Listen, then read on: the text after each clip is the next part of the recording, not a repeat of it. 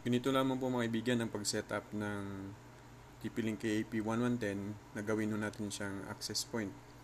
Ito po kasi ay new version, may video ako nito, tutorial, na kung saan ay old version po yung gamit natin na firmware, kaya ngayon ay gagawa ako ng bago.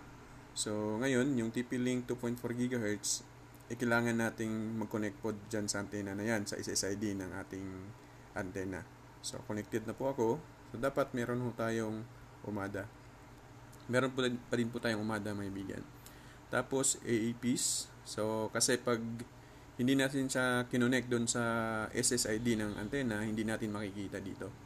Okay, so click lamang po yan. Tapos let's get started. Tapos lagyan na natin ng username kung ano po ang gusto ho natin. Tapos naman, wag po natin kalimutan yung password na ilalagay natin. Yung nilagay ko, para hindi ko makalimutan, is 1, 2, hanggang 9. Tapos accept lang ho natin. Tapos next ho tayo. Ayan, may repeater mode. So AP mode ho tayo. Click next. Tapos yung Wi-Fi name, pwede na ho natin i-final. Okay, so lagyan ko lang ng piso Wi-Fi. Vendo. Tapos suggestion ng karamihan ay maglalagay tayo ng emoticon para hindi daw ma-jam, no? Okay, so lagyan natin ng password kasi mapapalitan din naman yan mamaya. Make sure lang na hindi ho natin makalimutan yung password. Tapos click next.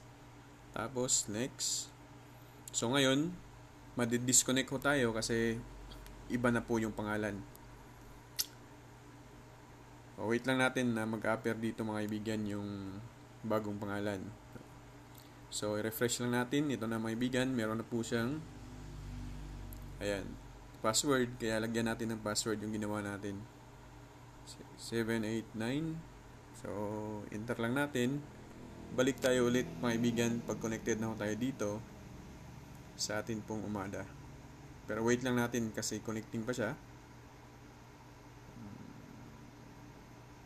Kapag ganito po mga kaibigan, connecting po siya, ibig sabihin wala hong internet na nilagay ho natin sa atin pong antena. So lagyan natin siya ng supply mga kaibigan, lagyan natin ng internet.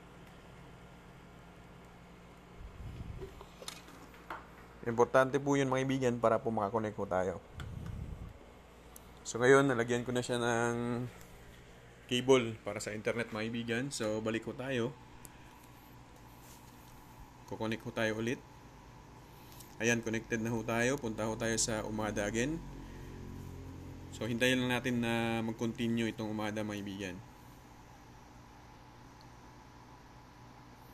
So ayan, meron na siyang successful na ho tayo. So click connect, continue lamang po. Tapos dito po sa settings, click lang ho natin yan. Tapos SSID kasi kukunin or i-remove natin itong password. Click lamang po ito. Tapos sa security mode, click lamang po yan. Tapos lagay ho natin sa none. Balik ho tayo, tapos click save. Save ho natin para mawala na po yung password. Ayan mga kaibigan, kung i-check natin ngayon, ito na po, piso Wi-Fi window, so wala na po siyang password. So pwede na po nating magamit sa atin pong mga piso Wi-Fi. So ganun lamang po kasimple mga kaibigan. Marami pong salamat and God bless us all.